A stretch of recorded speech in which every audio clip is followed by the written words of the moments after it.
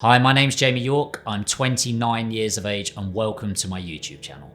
What I want to talk about today is bigger than anything I've spoken about on this channel before, and that is of course Movember. You've seen over the past month me growing this monstrosity on my face, the slug crawling across and growing as the month goes on. And what I wanted to do today, along with some of my team members in the office, is share a bit about what we've been doing for this great cause, how we've been raising awareness, and why we're doing it in the first place, and how we've been impacted this year.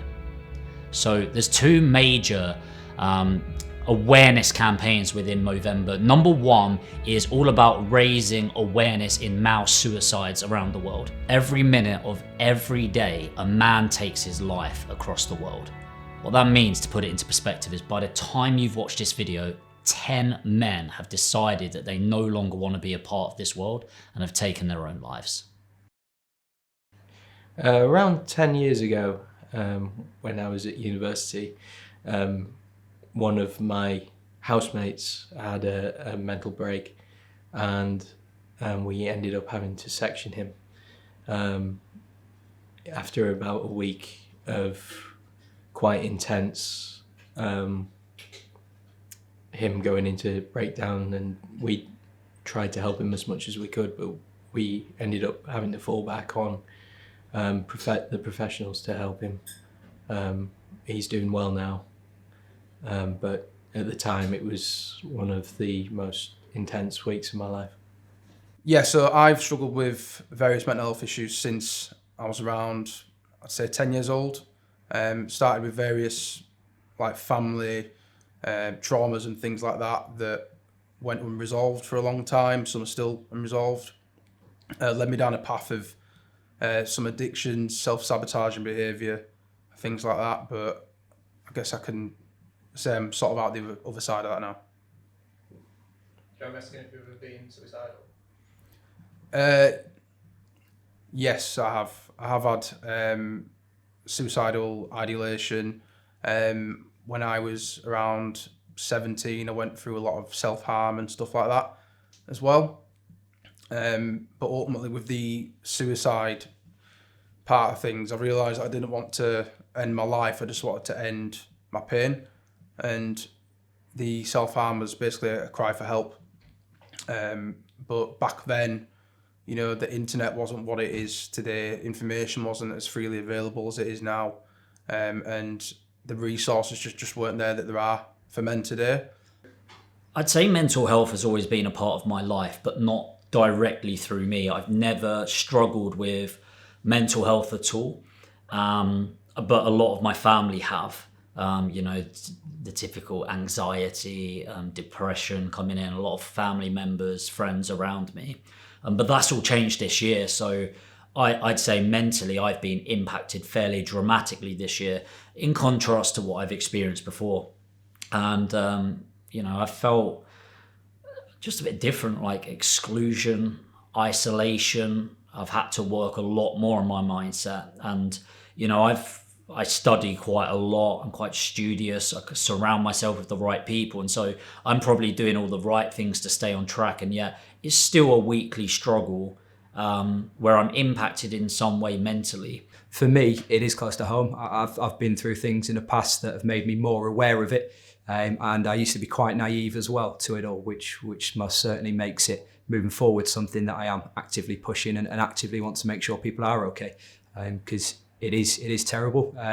Regarding recent situations, there has been a suicide of somebody that I knew, male, which was a close family member. So that means for me it's even more personable and even more of a subject to touch upon with people that I know. Because even if anyone's going through something similar, it's definitely a conversation. Definitely helps.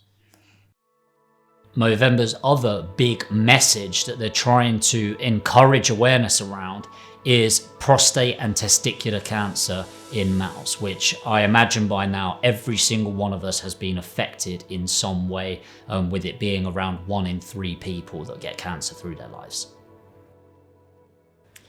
I do quite regularly check my testicles, yes. Fortunately, nothing has ever come up. Just 2 solid lumps as normal, but I do check them regularly. Do you check your balls, Reese? No, I don't know. No. Why don't you check your balls? That's a good question. That it just life gets in the way. I probably should. You've prompted me to probably have a check later on today. I don't check my balls enough. No. I myself and no one I know has been affected by prostate or testicular cancer.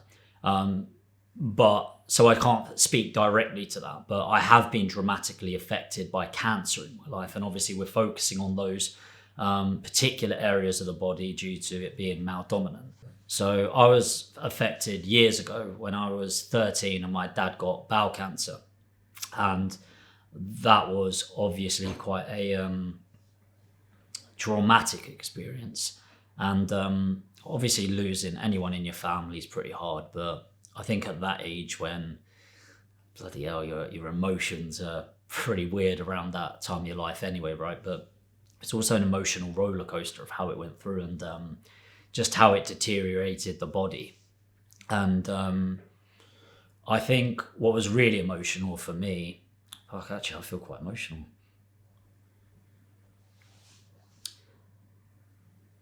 This is really weird talking about this on camera, actually.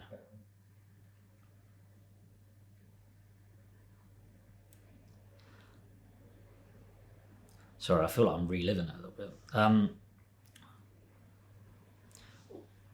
What was really emotional for me at that time is that we were given quite a lot of hope and the doctors in hospital were really great. And we had a holiday booked and the doctor was like, look, you need to go, he's going to be fine, absolutely fine. So it was like a Haven holiday park type thing, right? And then on the 4th day there, we got a phone call. It's like, look, he's taken a turn for the worse. You need to come back, and he's got about a week. And yeah, it was quite traumatic coming back. And my dad, being the stubborn fucker that he was, lasted another couple of months, right? So we went into this hospice, and one of the hardest things that it did is towards the end, he'd lost so much weight, and he was on morphine and everything like that. And I remember my mum saying, look, don't go and see him again because he's sort of changing. And what's really hard is the last memory that I've got of my dad is him not knowing who I was. And so I'd gone in, I was talking about my grades. We had this grade sheet coming in, they were shit grades. And I remember going, that's great, but who exactly are you? And it was just him morphined and stuff like that, right, as it was going through. But it's kind of shit having that as the last memory. I think what I learned years later really upset me, and why actually I think this video is so important is it turns out that he'd had bowel issues for about a decade. And obviously I'd never known about it, but things like passing blood through stools and stuff like that. And my dad was very much it'll be fine. You know, this will happen, that's it, I just got to go to work and stuff like that. And so maybe it was the era, maybe it was his ego, I don't know. But I think what's really hard for me is if he had caught it earlier, if he had gone to the doctors earlier, would he still be around today? And sorry, I didn't expect to get this deep on this video. Would he have been around? And like, so when there are causes like this, I think the biggest thing that it does for me is, because I'm quite a dominant character, you know, I own a business, I lead the business, I'm the managing director, and I'm so used to people coming to me with their problems and me offering the solution. And I think what this sort of thing does is it makes it okay for any man to connect with the fact that, like I've just said, it's okay to not be okay. It's okay to not have all the answers. It's okay to be the one that needs to ask the question, that has a problem. And I just think it's so important to just have more awareness of your body and have more awareness of what's going on mentally for you, physically for you, and to seek help as early as possible, because it's much better finding that prevention and cure rather than battling an uphill battle like my dad did and inevitably lose it down the line. But there's one big way of getting through all of this, and that's raising awareness and doing this together, growing these absolute monstrosities on our faces. This is the 5th time I've done Movember, and I always do it in order to raise awareness of people's men's mental health and physical health. So for me, the biggest impact with Movember is to emphasise the mental health of male. With a large suicide increase rate this year, I felt it was something that needed to be pushed. And I do a lot of talking about it myself, a lot of posting, but I wanted to actually do something that was active to try and help raise the awareness.